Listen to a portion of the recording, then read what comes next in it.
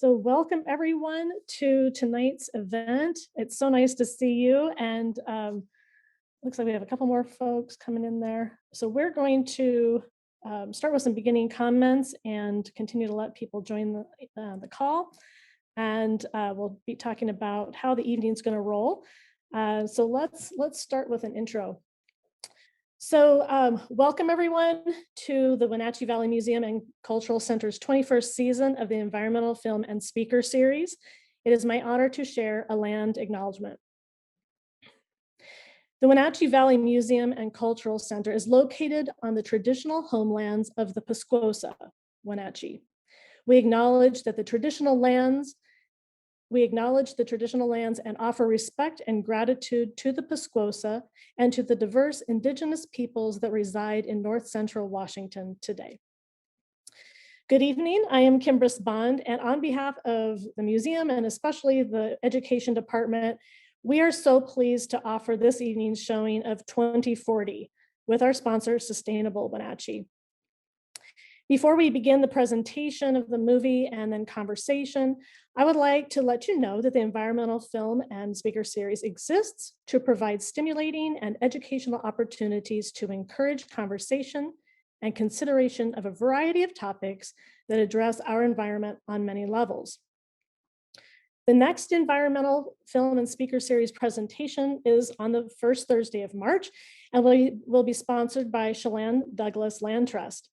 They will be sponsoring a virtual world premiere showing of Expedition Reclamation, which is a short documentary seeking to redefine outdoorsy and reclaim belonging in the outdoors for Black, Indigenous, and women of color by highlighting their joyful, resilient, and transformative relationships to outdoor recreation. This fully online event will include a panel discussion with all 12 of the women who are in the film and the directors. It is a locally made film and is a beautifully woven storyline full of texture, of sounds, and natural wonders. I highly recommend it. I just watched it again this week and I'm thrilled that this is finally making it out there for everyone to see. You'll see some familiar faces in it as well. In April, we are planning a hybrid event. We're going to try to get back together again, and we're going to be, that event will be about the lives of North American owls, and Paul Bannock will be joining us.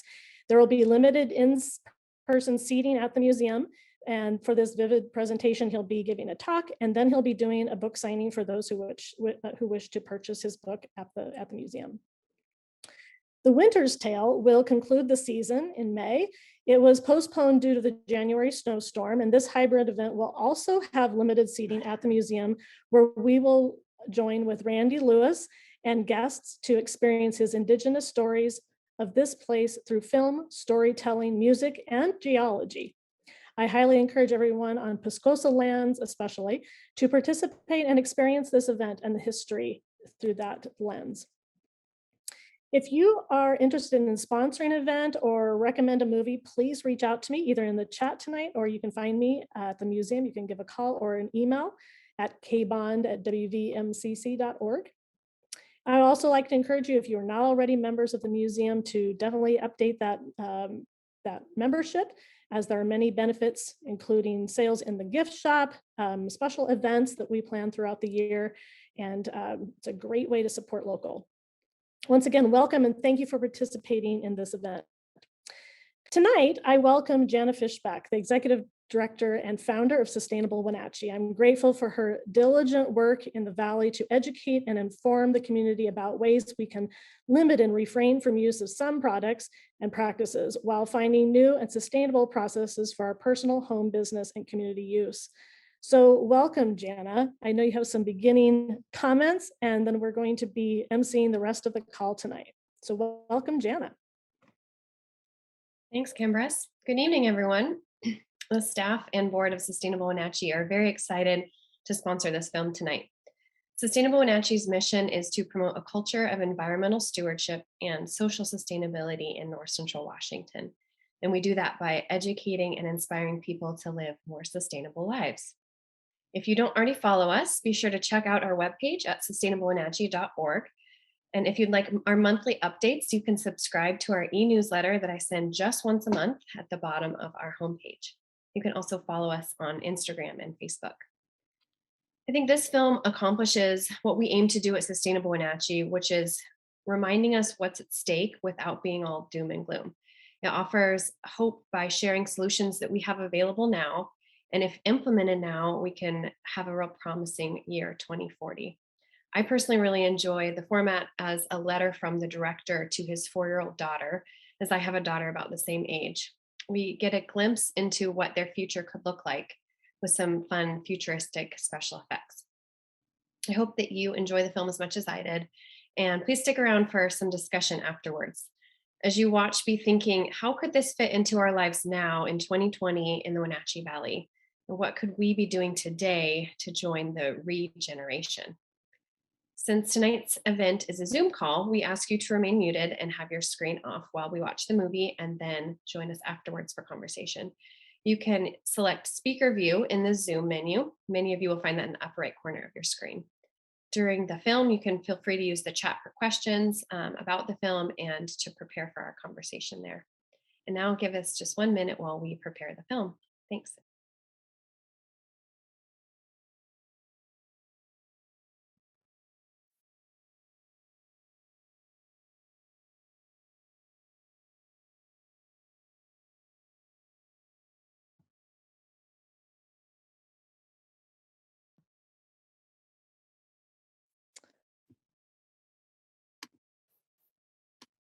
Okay, can you guys hear me? I know we're seeing Kimbris. Maybe we can change that so we see me, but we're just gonna start our Q&A now. I I am not necessarily an expert on all of the topics that were discussed in this film, but I'm happy to try to answer any questions.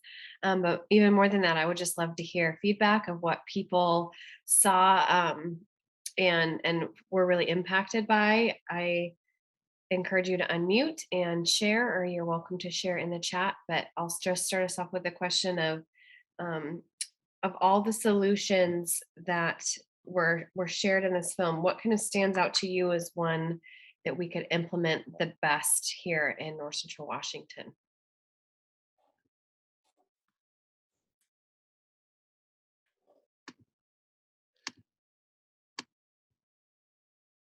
Ted has an answer. Can I go? The electric automobiles. Was his answer. Well, he said eliminate automobiles, but the electric automobiles makes good sense for us, right? Absolutely. Yeah. What does he think about having them be automatic, automated? What do they call them? Where it's driverless? Oh, he's nodding yes. Yeah, I don't know if I'm okay with that yet. I think the technology is still a little young, you know. I really liked the analogy of how we use this evolution of from records to CDs or using DVDs, and then of course we all kind of moved to digital, where you bought music through Apple, maybe had iTunes, and it took me a long time to then adjust to getting Spotify, where I don't actually own the music, I pay a monthly fee. And it takes us a while to kind of adapt these new technologies, and so I kind of like that analogy there. I see that Joan says in the chat, she'd love to see the food waste compost collection to power vehicles and compost for farms. Yes, I love that too. Plug-in hybrids. It was, I appreciate it there at the end, the encouraging people to run for office, right? That's something that as we have turnover both in our city, our county, impact that we have that ability to encourage people, tapping somebody on the shoulder to encourage them to run for office and communicate with our legislatures. That's definitely something we can do in how we feel about these things all the time. Mm-hmm. I have one comment about the Oberlin segment. Oberlin is actually in the county I grew up in. My mom lives less than 10 miles from there, and Northeast Ohio, outside of Cleveland, is not necessarily what I would call granola territory, but Oberlin is well known, Oberlin College and the town of Oberlin is well known, kind of liberal progressive bastion. And it was so cool to see that happening. And it goes to show for me that when we focus on community, stuff happens, change happens at the community level, at the level of children, and then it can spread out from there. It's very inspiring. Great. I'd love to see that dashboard in our schools here. I was really fascinated with the rooftop electric that they are using in the countries and then creating their own energy and all of that. I just happened to be going, let's see, I think it's Monday at 1:30. I'm going to go to Douglas County PUD because I'm concerned that we're not putting more rooftop solar in, especially when there are people that want to put it up in fields and things that could be used for other things, or that could be left alone for the animals and the plants that need to be on them. So if there's anybody out there that would like to join me, I'm going to be at the Douglas County PUD on the 7th, which is Monday at 1:30. Great. Thanks, Sue.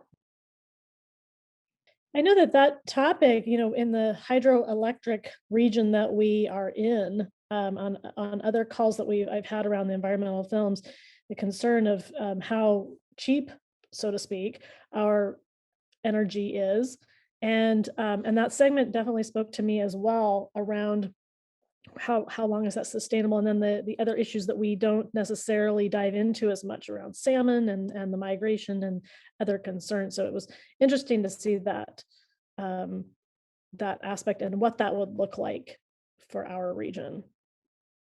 And Kimbrus, I have a comment on that. It's that what we don't use locally, if more of us switch to our own solar systems, gets sold to California, right? Therefore offsetting whatever fossil-based electrical generation might otherwise happen.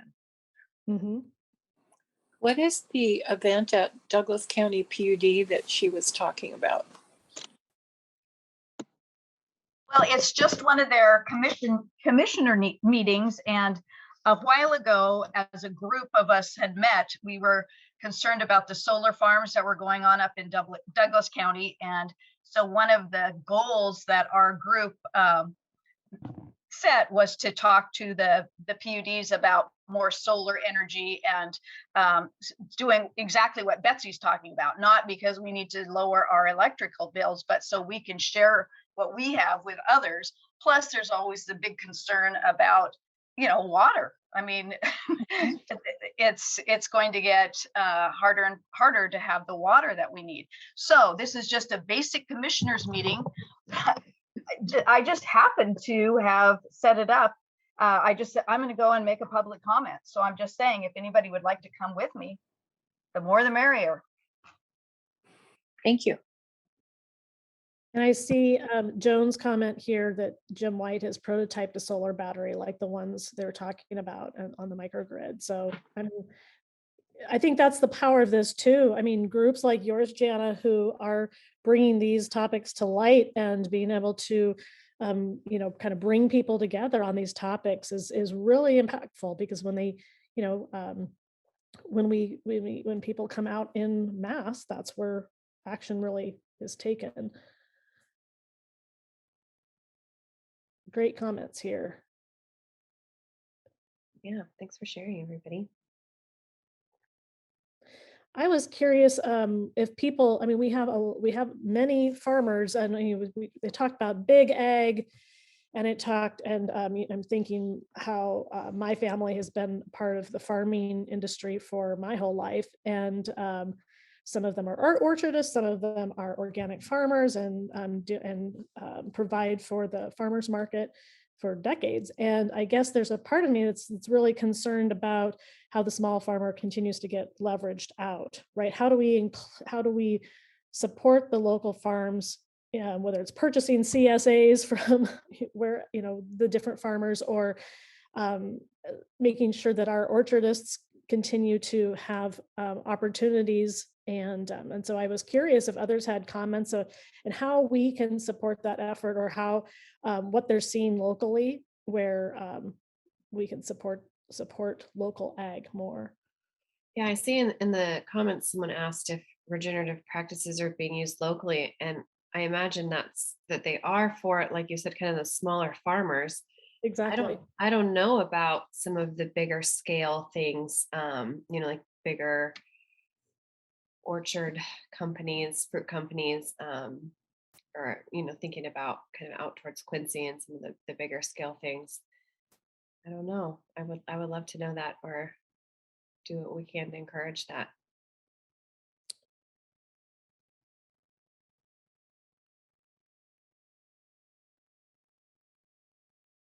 It was interesting when they did the biodiversity, or the bioplanting in that field, and I've seen so many articles about just strips of how just doing verges and strips of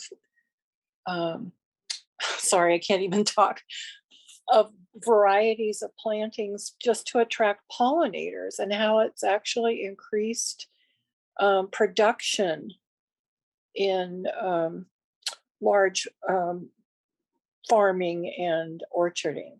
And just a strip of pollinating, attracting plants could make such a huge difference. Yeah, Ronnie, that's a great point. And if anyone wants to support a larger organization that focuses on that, that would be the Xerces Society. I mean, their Yes. work is phenomenal, and they do research as well as collaborating with growers and other and landowners. So I definitely would recommend checking them out. That's where I learned about it, and I actually support them now. Yeah, they're awesome. And I'm going to switch topics for a minute, because I see that Irene has a question about also having all new buildings made with sustainable materials, like the windows with solar glass. Not sure what that is, but sounds like a good thing. What is the name? So some of that, and Joan knows a lot about all this stuff, but having buildings that are LEED certified is like a big step, like the Red Barn, Wenatchee River Institute's Red Barn, and other materials like concrete is notoriously, concrete's not a good material, right? Traditional concrete. But if you use a hemp-based hempcrete, that's kind of a new thing, but it is not a carbon, it's good, it's a positive thing. So each of us as, homeowners or consumers can help drive those new businesses as well, those new industries. So Yeah, and the society is the Xerces. I'll spell it out here. Yeah, and I would encourage, I mean, this is a great place that we are going to be sending out follow-up after this meeting for resources. And so if you have resources that you think would be helpful and would like to share, go ahead and put them in the chat for any of these topics. Whether it was ag or water or the transportation, finding out more about these topics, that might be helpful. So if you have things to, resources to share, we're happy to send those out to everybody afterwards that registered. Anything about the energy meeting on Monday? Yeah.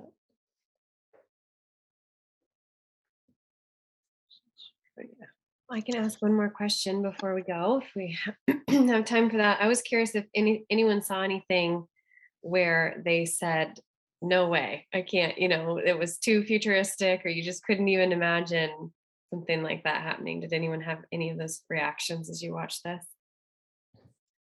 I would say no, but as with Damon, the filmographer kept pointing out that it's big ag, it's big business, it's big oil, it's governments that are they're the ones stopping the innovative ideas, and instead of Right. things can happen. We can happen.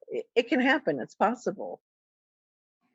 That was exactly my thought. And if anybody ever saw the movie Who Killed the Electric Car, it's a fabulous movie, and it's older now, but at one time there was a very inexpensive electric car, and the they refused to let people buy them. They had to lease them. So when they killed the electric car, everybody had to give them back. And there were even charging stations in California. It was quite the deal. And that's where the big business comes in, that is the barrier to some of these movements that I see as all of this is possible if we can get over that barrier of fighting big business, which has no incentive to change.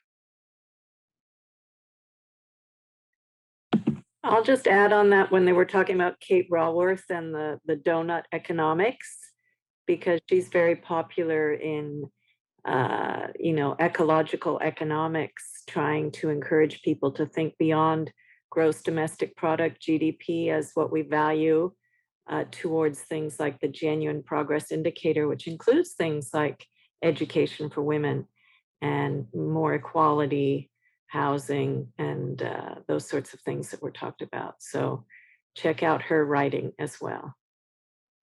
Thanks, Joan. I would add one more thing that's kind of in line with that's educating and supporting girls and women worldwide, is that supporting fair trade businesses, especially in underdeveloped countries, is one way that we as consumers can get money where it's needed to help them. Thank you for bringing that up.